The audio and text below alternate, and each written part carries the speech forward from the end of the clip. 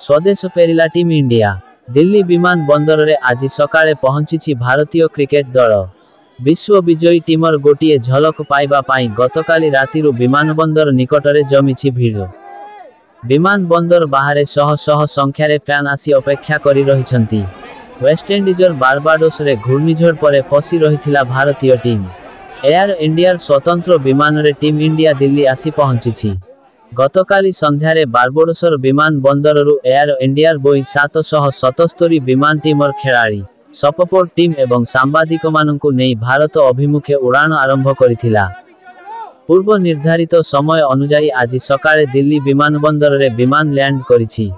विश्व विजयी दलर खेलाड़ी माने आज पूर्वाह्न 11टारे प्रधानमंत्री को तांको बासभवन रे भेटिबे। प्रधानमंत्री को सह आलोचना सारी सेठारु चार्टर्ड विमान जोगे मुंबई जिबे। आज संध्यारे मुंबई रे हेबो ग्रांड सेलिब्रेशन। खेलाड़ी माने मुंबई विमान बंदररु वांखडे स्टेडियम रे पहुंचिबे। सेठारे 1 किलोमीटर बस पैरेड कार्यक्रम रहिछि। सेठारे भव्य स्वागत परे अधिनायक रोहित शर्मा बीसीसीआई सेक्रेटरी जय शाह को विश्वकप हस्तांतर करिबे। सेठारे समस्त कार्यक्रम सरिबा परे संध्यारे खेलाड़ी माने प्रत्यावर्तन करिबे।